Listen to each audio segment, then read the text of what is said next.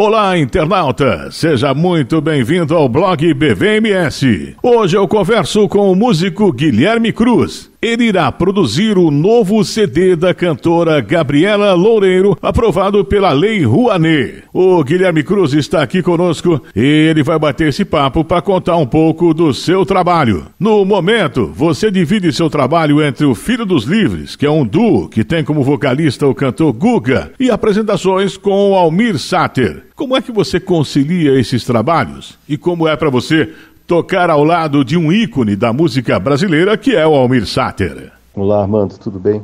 Para mim, tocar ao lado de um ícone da música brasileira, como o Almir Sater, é um prazer, é uma coisa indescritível. Eu sempre fui fã da sonoridade, sempre fui fã da música do Almir, sou muito fã de vários parceiros que o Almir tem, né, como Renato Teixeira, Paulo Simões, e sou fã do Almir pra caramba. Então, para mim, é um prazer poder dividir o palco com ele, poder, todo fim de semana, né, tá lá trabalhando com aquela musicalidade maravilhosa, que é o show dele, o repertório lindo.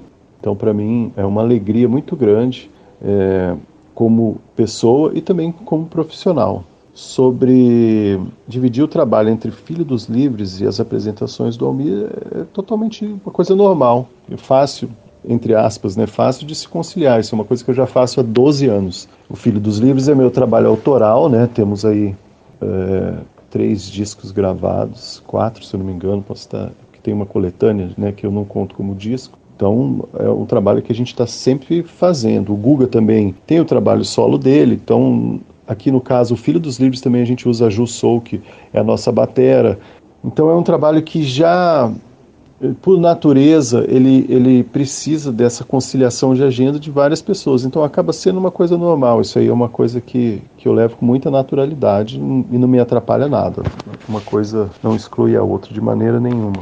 Guilherme, sua carreira de guitarrista teve início quando? E quais são suas inspirações na música sul-mato-grossense? Você é um músico autodidata ou frequentou realmente uma escola de música? A minha carreira de guitarrista teve início exatamente aos 13 anos de idade, como guitarrista, sabe? Porque você me pergunta das minhas inspirações na música sul-mato-grossense, então eu já tenho que ir antes, porque eu comecei a tocar violão aos 7 anos de idade.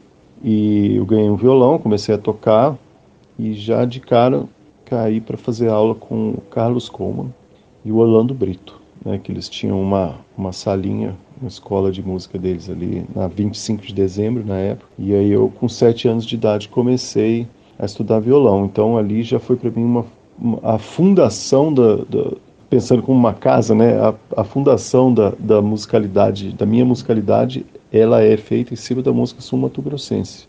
Porque ali já aprendi a tocar várias canções que eu toco até hoje, como Trem do Pantanal, Cunhata Iporã, músicas do Carlos Coleman, que na época tinha acabado de lançar um disco gravado em São Paulo. Então, enfim, tive essa oportunidade de aprender a tocar violão com esses músicos sul-mato-grossenses. Então, a minha fundação vem toda disso. Aí, com relação à guitarra, aos 13 anos de idade, ganhei uma guitarra e comecei a estudar. Ali já era mais influenciado pelo rock, né? Porque antes sempre gostei muito de Ivan Lins. Na verdade, Ivan Lins foi uma das primeiras coisas que me chamaram a atenção. Assim, sempre gostei do Ivan Lins. Aí, aos 13, já gostava mais de rock, bandas de rock como Kiss, AC/DC, Van Halen. Então, comecei a estudar guitarra com Edson Davi, né? Que é o famoso Edinho, que era o guitarrista do Alta Tensão na época. A gente não tinha muito acesso aqui a professores de guitarra em Campo Grande naquela época. E aos 18 anos de idade, né, quando eu terminei o 2º grau, eu mudei para Los Angeles e estudei música numa escola de guitarra chamada Musicians Institute, em Los Angeles. Eu me formei guitarrista pelo GIT e depois de alguns anos voltei a essa escola para estudar engenharia de áudio, né? Que aí já é relacionado à parte de estúdio, então vou manter aqui na música. E é isso, então eu não sou autodidata, né? Estudei muita música durante a vida e te passei aí uma cronologia mais ou menos de como isso aconteceu. Hoje os artistas buscam sucesso e uma música fica na parada quando muito tempo, de 1 a 2 meses. Como que você analisa o momento atual da música brasileira, Guilherme? Eu analiso o momento da música brasileira como muito positivo. Você cita na sua pergunta que os artistas buscam sucesso e a música fica na parada muito pouco tempo. Até concordo, mas ao mesmo tempo eu vejo muitos trabalhos com estrutura artística, com coisas muito legais aparecendo e que o fato das plataformas e das mídias sociais ajudam muito, né? As pessoas têm acesso. Antigamente, você teria que, assim, você tendo o seu material gravado, que já é uma coisa difícil, né? Você ter que ir para estúdio, fazer a produção. Então, você ter um trabalho com qualidade já é uma coisa que demanda um certo trabalho, mas também hoje em dia é facilitado pelo digital, né? Pelo fato de as pessoas terem mais acesso. Os home studios são uma realidade, muitas pessoas já sabem trabalhar muito bem isso. Então, as plataformas estão lá para distribuição. Agora, não quer dizer que tudo que tem hoje em dia é legal. Tem muita coisa ruim, igual em qualquer época. Hoje a facilidade é de se mostrar a música, não quer dizer que existe muita música boa, né? Nessa quantidade absurda que que cada sexta-feira na plataforma, quando ela atualiza, aparece, né? Mas você procurando, vê que existem muitos artistas aí que a gente não teria acesso na grande mídia, né, por assim dizer, e que a gente às vezes acha, fica fã, então é muito positivo. Eu analiso o momento como extremamente importante, um momento forte de quem faz música brasileira pensando em música, em arte. O Brasil é multifacetado e cada região tem sua influência, então eu acho tudo isso muito rico, sabe? Sou muito fã da música brasileira e creio que estamos num bom momento e que a partir do momento que as plataformas comecem a remunerar, né, que o artista possa monetizar os seus acessos de uma maneira mais justa, por assim dizer, aí talvez nós teremos uma curva, né, muito positiva na música com relação ao fato arte, trabalho. Você considera importante ainda o papel do rádio e TV, ou esses veículos estão superados na atualidade, com os artistas buscando as mídias sociais para divulgação de suas músicas diretamente na internet? Eu considero, sim, muito importante ainda o papel do rádio e da TV, né? Você diz na pergunta que se os veículos são superados na atualidade, não, eles não são superados, eles eram únicos, né?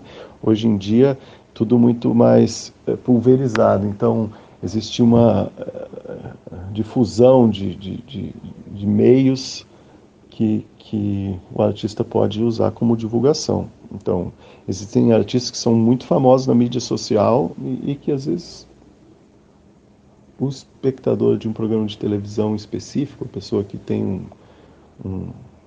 um hábito diferente, às vezes nem conhece aquele artista, né? Então, realmente é tudo muito segmentado hoje em dia, mas eu considero que a rádio e TV ainda é muito importante pelo alcance que eles têm. Você, Guilherme Cruz, a Ju Souque e o Rodrigo Teixeira se apresentaram ao lado de um dos maiores nomes da nossa música, que é o cantor Simona. Qual a importância para a sua carreira viver momentos como esse, ao lado de um artista com mais longevidade na nossa música de Mato Grosso do Sul? Olha, a importância para a minha carreira de viver momentos como esse do Simona, que você citou em específico, é gigantesca, sabe? Eu fiquei muito feliz nessa gravação do Simona, que em seguida disso fizemos 2 shows, né? Sou muito fã dele.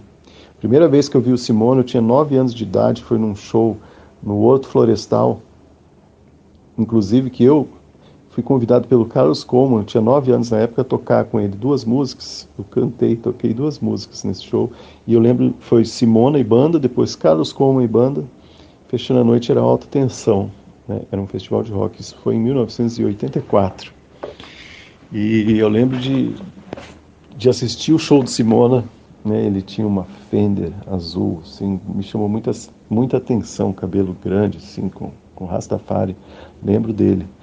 E aí, posteriormente, em 2004, 2005, eu gravei todas as guitarras no disco do Simona, né? Fui convidado na época Eu acho que, não lembro quem estava produzindo o disco dele, mas me convidou a tocar guitarra. Eu fiz as bases ao vivo junto com o Toninho Porto no baixo, Sandro Moreno na bateria. Então sempre tive essa ligação com o som do Simona, que é um artista fantástico, que tem muitas composições legais, várias ainda que que são inéditas, né, que ele tem. E a Jussou, que é incrível, um percussionista, um baterista incrível, que inclusive toca comigo no Filho dos Livres também. Rodrigo Teixeira, grande músico, grande compositor, grande amigo também. Então, eu fiquei muito feliz nessa oportunidade do Simona. Espero que aconteçam mais vezes, porque é um tipo de som que eu adoro tocar também. Eu adoro Pepeu Gomes, eu adoro esse balanço, essa coisa. Então, para mim, eu poder tocar guitarra num trabalho como aquele do Simona é uma sensação indescritível, assim, é um prazer musical incrível. Eu adoro. Guilherme Cruz, você irá produzir o CD da cantora Gabriela Loureiro. Como será esse trabalho? Envolve quantos profissionais? Qual o passo a passo de uma produção como essa? E qual a importância de um projeto como esse através da Lei Rouanet? Com relação ao disco da cantora Gabriela Loureiro, eu ainda não tenho como te dar essa informação de uma maneira bem acurada, sabe? Como será o trabalho, mas pelo fato de esse disco está em processo de escolha de repertório, né? O que a gente sabe é que a artista quer, ela prima pelo repertório regional, né? Ela quer levar músicas regionais que já são conhecidas no Mato Grosso do Sul para dentro do estado. Então esse é o foco artístico dela, o que eu acho muito legal. Então, a partir do momento que a gente tiver esse repertório definido, aí a gente vai ver quais são os músicos, né, que se encaixam melhor na proposta. Normalmente, as faixas têm músicos diferentes, né? Aí é uma questão de faixa a faixa, isso que eu estou falando. Então, não tenho como te dizer quantos profissionais se envolvem, mas são vários. Desde a parte da produção, da parte de captação de recursos, da parte da produção musical, parte de gravação, músicos, engenheiros de mixagem, de masterização, né, na parte final, quando se vai publicar em plataformas, depende de quem faz isso, são editoras ou advogados, então são muitas pessoas envolvidas, sim. E a importância de projeto como esse através da Rouanet é gigantesca, sabe? A possibilidade de uma artista do interior do nosso estado poder, né, se posicionar no mercado mostrando sua arte através de um incentivo federal, né? A Rouanet é um incentivo federal, então é um dinheiro de imposto voltando de uma maneira, fomenta a arte de uma maneira muito forte, então é gigantesco. Eu acho isso uma coisa muito legal e estou muito animado com esse trabalho.